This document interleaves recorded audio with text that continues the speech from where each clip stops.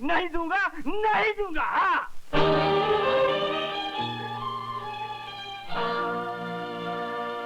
और महादेव का हुआ ये, उसके घर के सारे बर्तन उठा के ले आया हूँ। बहुत अच्छा है, बहुत मामा जी, जीजा जी तुम यही बैठो, मैं चाय बनवा के इनसे निपट लेता हूँ। ससुर जी, पाए लागी ससुर जी। अरे ठीक है, ठीक है, ठीक है, ठीक है, ठीक है। अरे अरे क्या ससुर जी, दामाद इतने वर्षों के बाद घर आया है, उसको देखकर खुश होने के बजाय उजड़ी हुई राशन की दुकान की तरह मुंह बना रहे हो। अरे मैं 2 दिन का मेहमान हूँ, फिर चला जाऊंगा। अच्छा, तो सिर्फ 2 दिन क्या? बहुत अच्छे बेटा, बहुत अच्छे। वैसे भी मेहमान को किसी के यहाँ 1-2 दिन से ज्यादा नहीं रहना चाहिए। अरे 2 दिन से ज्यादा रुक भी कैसे सकता है? 4 दिन की जिंदगी मिली है, 2 दिन मैंने माँ बाप के घर में गुजार दिए, बाकी के 2 दिन मैं आपके घर में गुजारने आया हूँ। तुम्हारा मतलब उस 2 दिन से था, असली 2 दिन से नहीं था?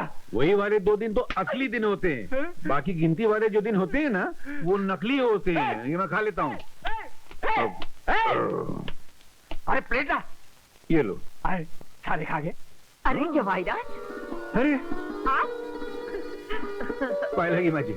भाग हमारे कि आज 5 वर्षों के बाद आप हमारी बेटी को घर ले जाने आए हैं। हाँ, मगर पिताजी ने कहा था कि साथ में ससुर जी को ये दहेज की लिस्ट भी याद दिला देना। क्या? अरे वो लालची बुड्ढा अभी तक दहेज को नहीं भूला? मैं पूछता हूँ, मरकर क्या वो दहेज को अपने साथ ले जाएगा? अब मैं क्या करूँ माँ जी, मैं तो इन बुड्ढों को समझाता हूँ। क्या है बुड्ढो, दौलत की लालच छोड़ दो, मर के साथ नहीं ले जा सकते, मगर ये बुड्ढे मानते ही नहीं। तो अपने बुड्ढे से जाकर कह दे क्या अब उसे इस घर से एक भेला भी दहेज नहीं मिलने वाला है। हाँ। अरे जिसने अपनी बेटी दे दी उसे सब कुछ दे दिया, और वैसे भी आजकल दहेज लेना और दहेज देना कानूनी जुर्म हो गया है, और एक सच्चा हिंदुस्तानी जान दे सकता है लेकिन दहेज नहीं दे सकता। तो चलो जान दे दो। चुप। आदमी खाना पीना चाहिए। कैसी बातें कर रहे हैं आप? इतने वर्षों बाद जवाहिरात घर आए हैं, जरा उन्हें आराम करने दीजिए, जलपान करने दीजिए। आते ही दहेज की महाभारत शुरू कर दी। ये तेरी बेटी को ले जाने के लिए थोड़े है, ये तो अपने बुड्ढे बाप के लिए दहेज मांगे आया है, लेकिन मैं भी दहेज नहीं दूंगा, नहीं दूंगा, नहीं दूंगा। हाँ। अबे उल्लू की औलाद, मैं तुमसे बात कर रहा हूँ। मैं सुन रहा हूँ, आप बोलते हैं कि मैं दहेज नहीं दूंगा, नहीं दूंगा, नहीं दूंगा। हाँ। उधर मेरा बाप बोलता है कि मैं बिना दहेज के बहू को घर में घुसने नहीं दूंगा, नहीं दूंगा, नहीं दूंगा। दोनों तरफ नहीं दूंगा, नहीं दूंगा, नहीं दूंगा का बैंड बज रहा है। तो मैंने भी फैसला कर लिया है कि जब तक आप लोगों का फैसला नहीं हो जाता, मैं भी आपके घर से नहीं हटूंगा, नहीं हटूंगा, नहीं हटूंगा। अरे हाँ अनिल, वो अपनी छोटी छोटी गुड़िया, तुम्हारी बहन सुमन, वो कहाँ है? मैं भी कितना गधा हूँ, इतनी सी बता रहा हूँ, अभी इतनी बड़ी हो गई होगी, शादी हो गई होगी, ससुराल चली होगी, है ना? हाँ वो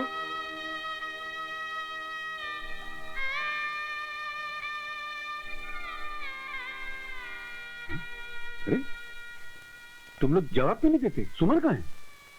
जीजाजी सुमन इस दुनिया में नहीं है। मैं ये क्या हुआ, क्या था सुमन को?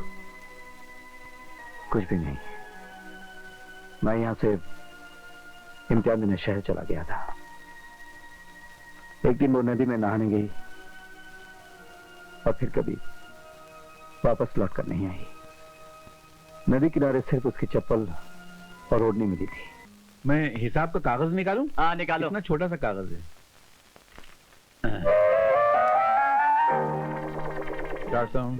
ये क्या?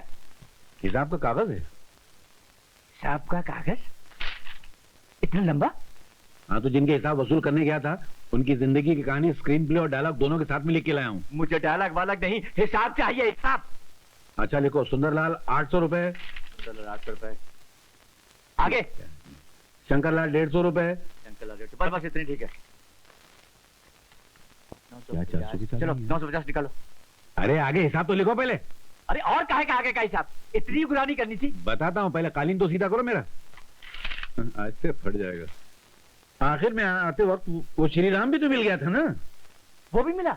मगर उसके बेटे को देख के मैं थोड़ा सा पिघल गया था। वो क्या है, बहुत सख्त बीमार था, ऐसे लगा जैसे जिंदगी की आखिरी सांसें ले रहा हो। वो घर का इकलौता चिराग है, तो मैंने उस चिराग को बुझने से बचा लिया। क्या मतलब? मतलब उस बच्चे के इलाज पे 949 रुपए 80 पैसे खर्च हो गए, बाकी के पैसे 20 पैसे बचे वो ये रहे। क्या काम है? नालायक, हरामखोर, उल्लू के बच्चे, मेरे 950 रुपए का नुकसान कर दिया और 20 पैसे मुझे हाथ में तुम्हारा। मेरी लकड़ी कहाँ? मेरी लकड़ी कहाँ है? मेरी जिंदा नहीं छोड़ूंगा, मैं जिंदा नहीं छोड़ूंगा। दरवाजा खोल तो कहता हूँ। अरे मेरा दरवाजा खोल, खोल तो दरवाजा। कहाँ छुपोगे? कहाँ छुपू? खोल तो नहीं तो जान से मार दूंगा। ये ले जाओ। खोल। पिताजी आई, एक मिनट। गिर गया वो।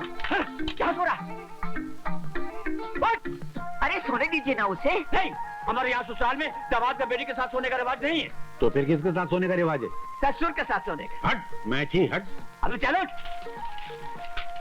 अभी मैं कहता हूँ चलो। मेरा नींद आ रही। अबे उठता है कि नहीं उठता? मैं सो चुका हूँ। अबे उठ, मैं कहता हूँ। अरे उठता हूँ क्या? कचरा उठा के बाहर फेंक रहे हो क्या? चल। एक मिनट, ये मंगलसूत्र आने दो। चल। क्या आदमी है? है? अरे पहलवान है क्या? आज के बाद तू यहाँ सोएगा और आप? मैं भी यहाँ तेरे साथ। जी, आपके मुंह से बदबू आती है। कोई बात नहीं, तू फिक्र मत कर, मैं मुंह में फ्लिट मार लूंगा, घासलेट छिड़क लूंगा। चले। कौन है बे? दुर्गा प्रसाद जी, दौलत का भंडार हमारे घर में।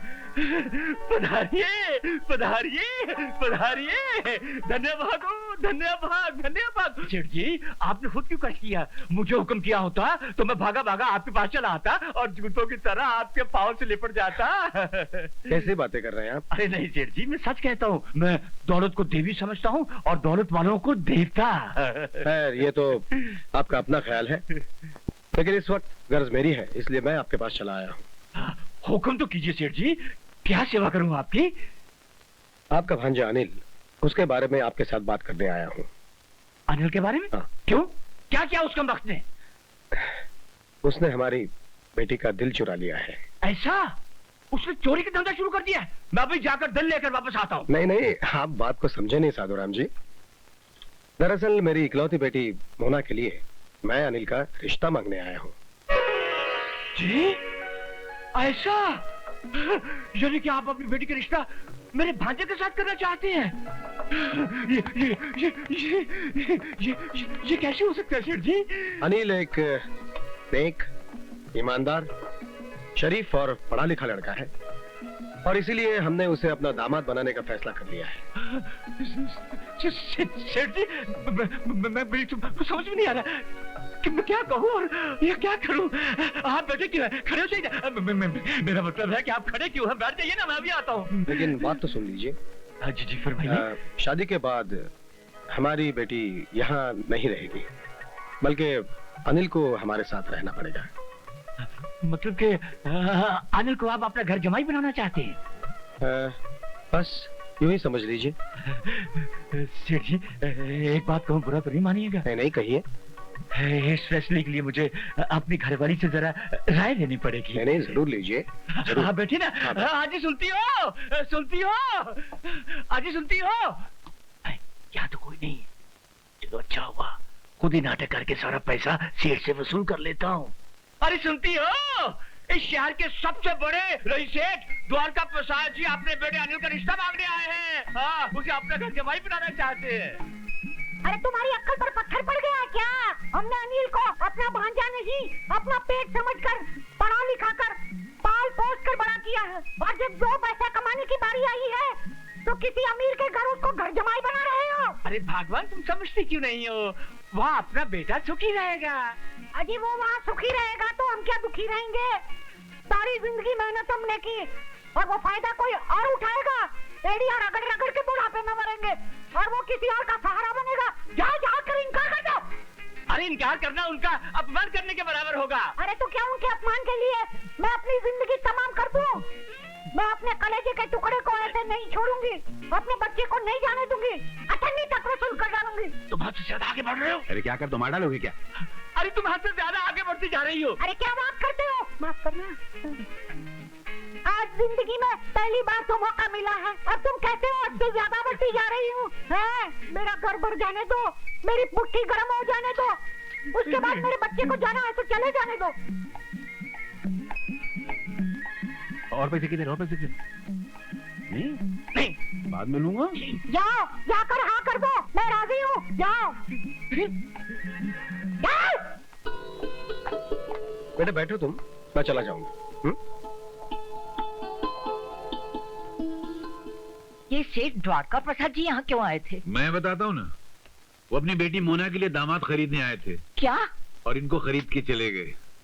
हाँ, ससुर जी ने 1 लाख रुपए में तुम्हें भेज दिया है। तुम उनके घर में घर जमाई बन के रहोगे मेरी तरह।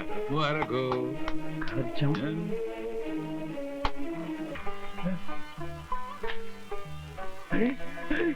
जय हो लक्ष्मी माँ, जय हो क्या ये? दहेज की लिस्ट। अच्छा, ₹1,00,000 का चेक देखा तो दहेज की लिस्ट याद आई। अभी देता हूँ। ये क्या? Xerox copy. अच्छा, अभी देता। ये क्या? जेरॉक्स।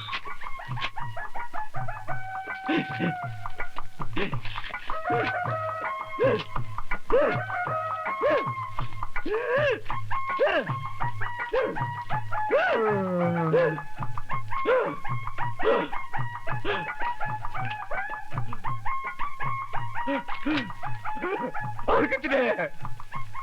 अंदर के कमरे में इतने सारे भरे हुए हैं। उन सबके लिए पैसे कहाँ से आ गए? वो अंदर इतने बड़े बड़े तांबे के पतीले थे ना आपके कमरे में, वो मैंने सब बेच डाले।